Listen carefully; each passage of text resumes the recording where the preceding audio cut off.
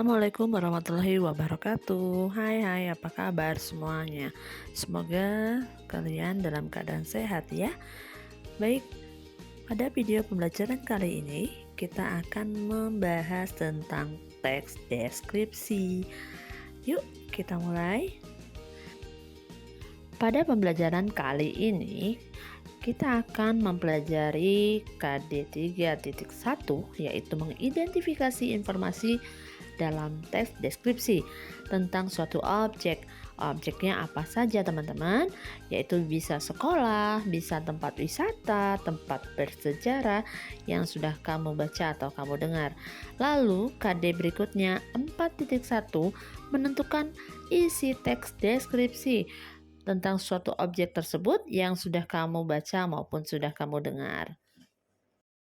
Lanjut, tujuan pembelajarannya adalah setelah mengikuti serangkaian pembelajaran, kalian diharapkan mampu menjelaskan pengertian apa itu teks deskripsi dengan benar, lalu menjelaskan isi teks deskripsi dengan benar, dan menjelaskan ciri umum teks deskripsi dari segi isi dan tujuan komunikasi.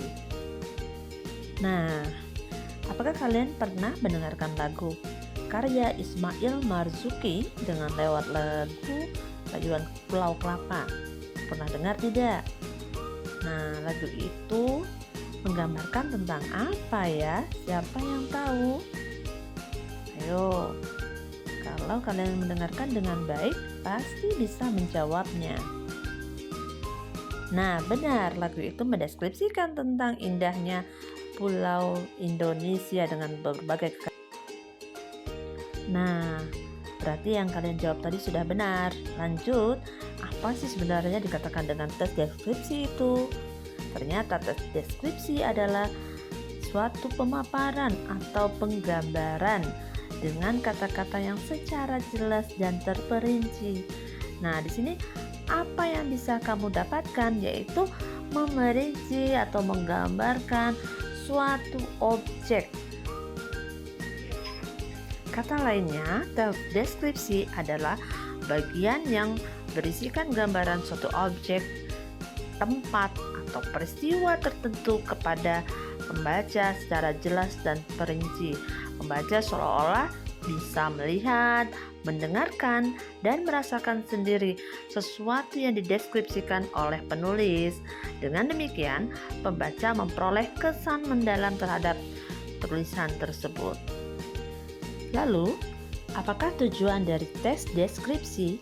Tujuannya adalah menggambarkan atau menjabarkan atau memerincikan situasi dan kondisi senyata mungkin sehingga pembaca dapat merasakan situasi dan kondisi yang dialami penulis.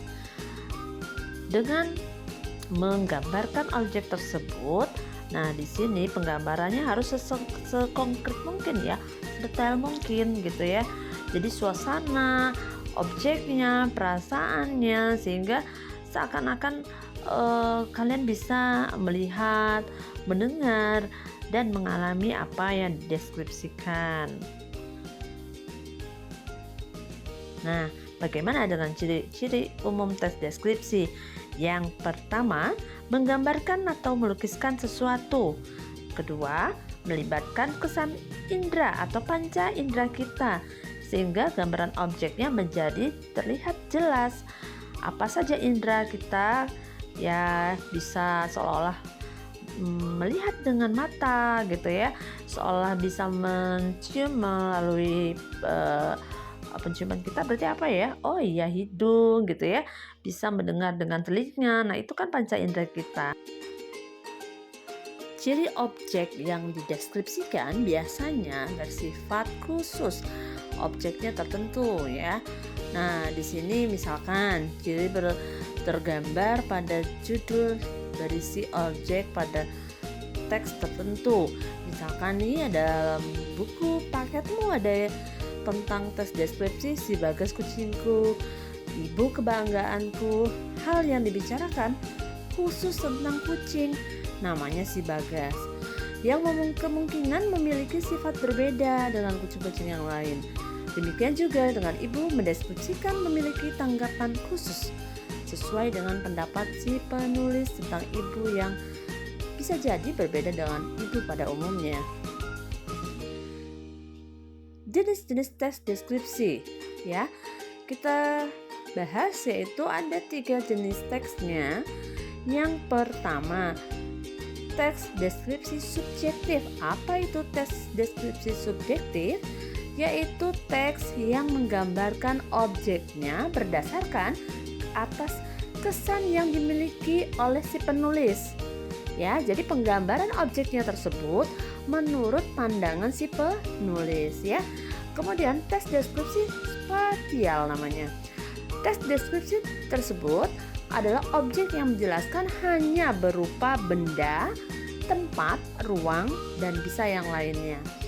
Yang ketiga, teks deskripsi objektif. Teks yang dideskripsikan ini penjelasannya mengenai objek yang digambarkan apa adanya berdasarkan keadaan objek yang sebenarnya atau fakta.